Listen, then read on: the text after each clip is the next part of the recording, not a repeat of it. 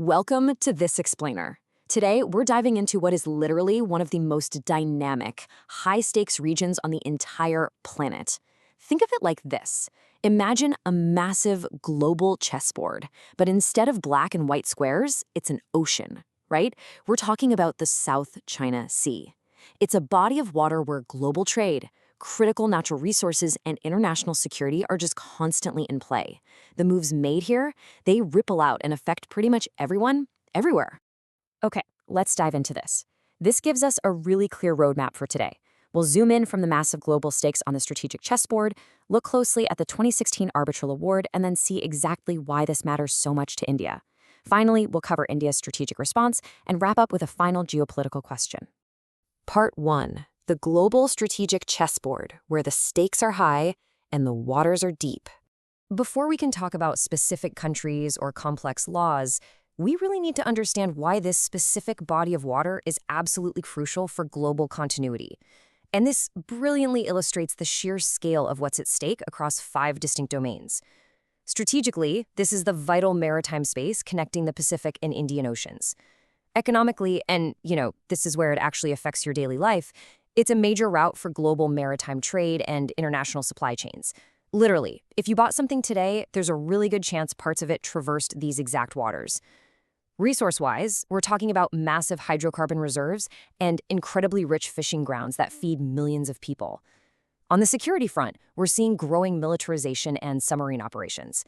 And legally, the ongoing disputes here serve as a massive stress test for the credibility of UNCLOS. That's the United Nations Convention on the Law of the Sea. Moving to Section 2, the 2016 Arbitral Award, which is really the central legal flashpoint here. So, having established those massive global stakes, let's shift our focus to the specific event that anchors our explainer today. Let's walk through this timeline chronologically because, well, context is everything here. Back in 2013, the Philippines took a major step by initiating arbitration under UNCLOS. That brings us to the centerpiece, 2016. The tribunal issued its award, holding that China's claims to historic rights within what's known as the 9-dash line had no legal basis under international law. On top of that, the tribunal found that Chinese land reclamation efforts had caused serious damage to the marine environment. Now let's jump to the present day. We are approaching the 10th anniversary of this landmark ruling, and that anniversary is exactly what's driving a renewed, really intense focus on the future of a rules-based Indo-Pacific order. At the very heart of this dispute are 2 diverging perspectives, and we're just going to look straight at the source material here to see where things stand. On one side, you have the international law approach, where the UN-CLOS tribunal ruled that historic claims within the 9-dash line lack a legal basis and cited environmental damage. On the flip side, China formally rejected the 2016 award entirely.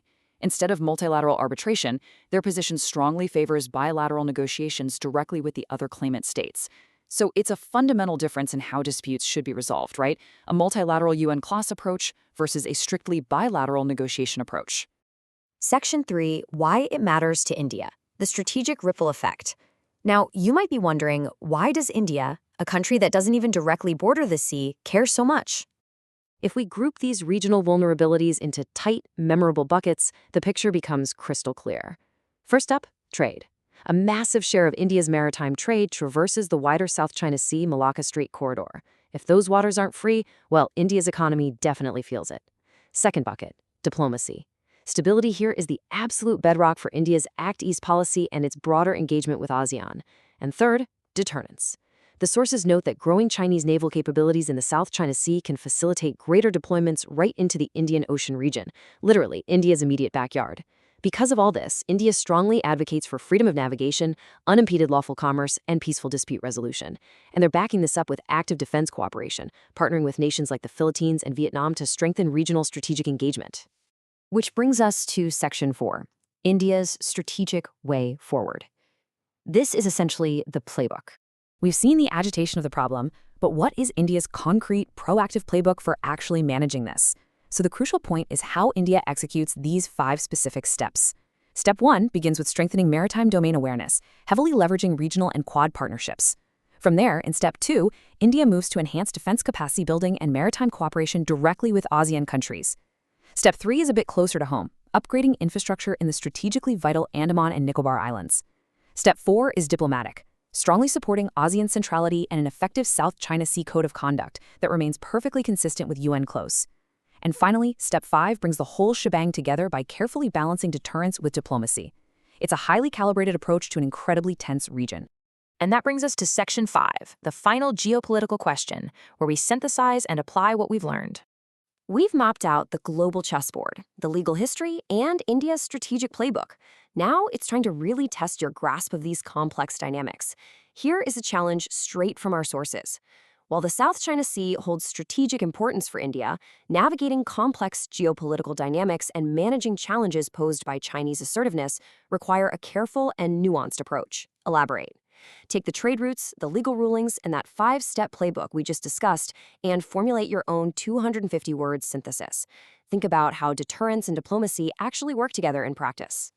Thank you so much for joining me for this explainer. Keep analyzing the board, and I'll catch you next time.